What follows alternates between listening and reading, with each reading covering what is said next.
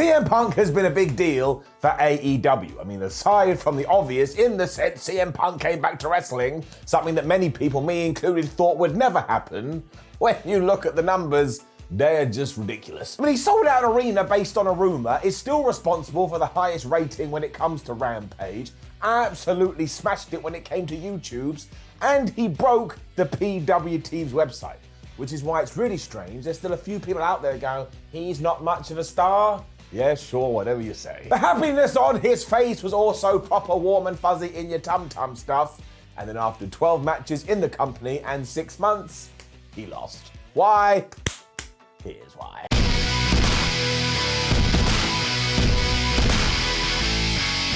Now, first and foremost, I think the CM Punk versus MJF rivalry has been one of the best for ages, because you have two dudes who are at the top of their game just killing it, but also they fit their roles perfectly. Like, everybody wants to cheer CM Punk and everybody wants to boo MJF. And while I'm always for shades of grey, sometimes you just want a hero and you just want a villain. When they finally clashed on the 2nd of February at AEW Dynamite, lest we forget 7 days after Maxwell had quite literally sat on CM Punk and cut a promo, he lost in the most ridiculous and the best way. And while beforehand there was loads of people walking around going, well, that's never going to happen, it did, and it was absolute genius. Now, a big reason for this is because it moved the program forward rather than ended it. But for me personally, it all comes down to the ring psychology. I mean, there were stories flying all over the place. I mean, MJF systematically taking advantage of all the rules rather than being completely in your face about it. CM Punk kind of realizing as the match went on, oh, I'm gonna have to have crazier and crazier move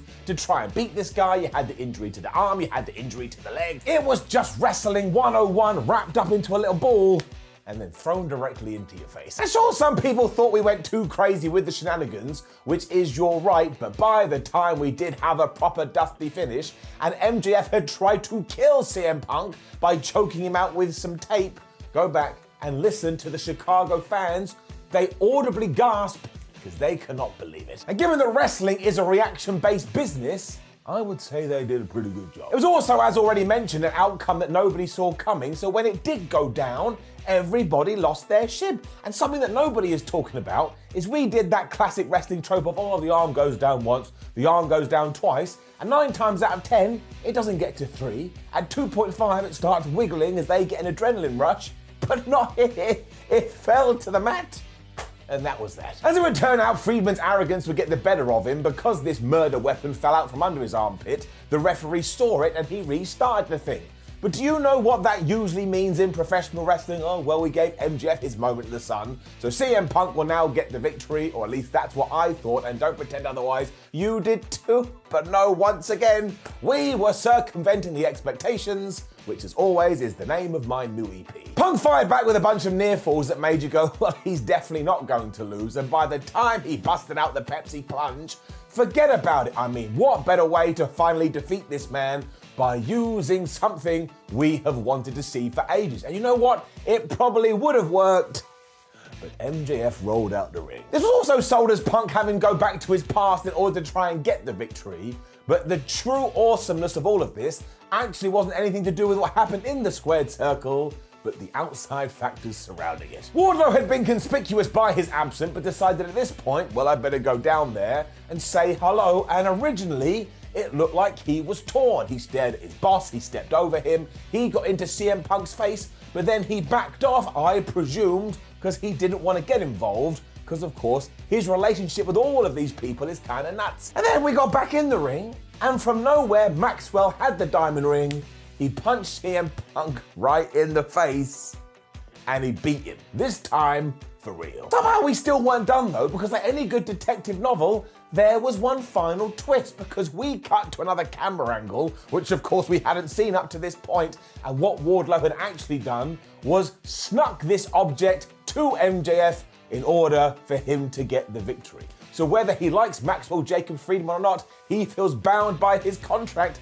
And can you see the layers here? You can swim through them like Scrooge McDuck. And on top of this, not only was it, oh, you son of a ditch moment, but Wardlow is now integrated into this thing, and there's no going back, meaning when we do come out the other side, not only will MJF be a bigger star, but so will he. And let's not pretend that Punk didn't have a huge hand in this, because essentially all he's been doing when he got to AEW is the hey, I'm going to work with all the young guys tour and ensure they take steps up the ladder. And this just goes to show what CM Punk was talking about a decade ago absolutely rang true. He doesn't care about his own stock. He doesn't care about, man, I've got to do this and I got to do that.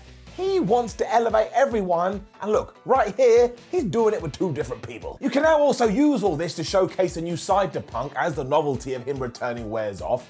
MJF can be an even bigger dick as he walks around going, man, I beat Punk twice in the same night.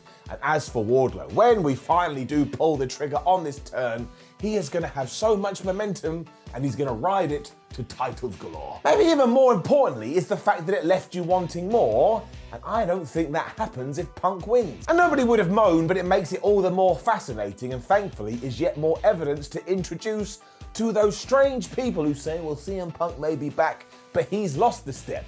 Who cares about steps, man? He's out here telling stories. That's my favourite part of wrestling. And because I know what the comments will do, yes, I'll address it. Oh, well, the ratings for this Dynamite were down. One, who the flub cares? And two, it's about building for the future. And I personally believe that doing stuff like this will set up AEW even better down the line. It's also now 100% convinced me that Punk coming into the damn place and winning the championship would not have been best for business. And look, everybody would have loved that. And some people are amazed that it didn't happen, but he will be the champion at one point, and given by that stage, he'll have all this old AEW history, and he won't just be relying on his WWE and Ring of Honor stuff. Well, that's a round of applause all around. Look like a seal. And no, it doesn't matter this was on free TV and not pay-per-view. Why are you actively wanting to spend more money to see good wrestling? Also, when we get to round 2, that will be on pay-per-view. You can throw 20, 30, 40, 50 bucks at it, whatever it is, and it will probably be even better because we did this match. And I'm sure we will use it as well in order to get MJF into the title picture where he will become a world champion. And do you want to know why this has all happened? Because CM Punk just lost. That's what we call full circle. Before I do leave you two, I have two final points to make. One, it was fun, the forgotten word in professional wrestling, and as long as you have a good time when you do watch, what else matters? But two, this was also a big risk. You could have kept CM Punk undefeated for 1 year, 2 year, maybe even 3 year, and Henry would have been like, yeah, man, I totally understand it, but we didn't. We crafted an idea where actually him losing created a better narrative, and I'm never gonna get mad about that, even with all of the shenanigans. In fact, if you can combine shenanigans with proper winners and proper losers, I think you have found the magic that is professional wrestling staring back at you and saying, hey, you've got 3 wishes. Nope, that's Aladdin, which, by the way, is another story that's full of plot holes, so I will end this video by saying CM Punk vs MJF was a more well-rounded tale than Disney's Aladdin. That's right, I've just ruined my own life. You take care. Let's do the end bit. Now, please let me know in the comments below what you thought about MJF versus CM Punk. And seriously, if you didn't like it, that is your right and more power to you. Then like the video, share the video, and subscribe. Go to whatculture.com, type that into your browser, and make sure you stay up to date with all the latest wrestling news. We have a bunch of YouTube videos. Click one. If it's not for you, you can click off and try another. And we're on social media. Come say hello. My name is Simon What Culture. Thank you for joining me as always. Remember, I love you as a friend in a nice, friendly way, and I'll see you soon. Hey you! Yes, you, the wrestling fan! Have you got the January blues? Do other wrestling fans mock you and kick you in the balls for not knowing stuff about AEW, WWE, NXT delete as appropriate? Well, never fear, because What Culture Man is here. I said, What Culture Man is here. And he's here to tell you that if you head to shop.whatculture.com now, you can get your hands on all these great wrestling books, plus magazines, t-shirts and board games. Becoming All Elite by Michael Sidgwick, Development Hell by Michael Sidgwick, Shocking Wrestling Plans You Won't Believe Almost Happened, Shocking Wrestling Plans You Won't Believe Actually Happened, and 606 Wrestling Matches to See Before You Die. Thanks, What Culture Man! What Culture Man is a What Culture creation. DC Comics, please don't sue.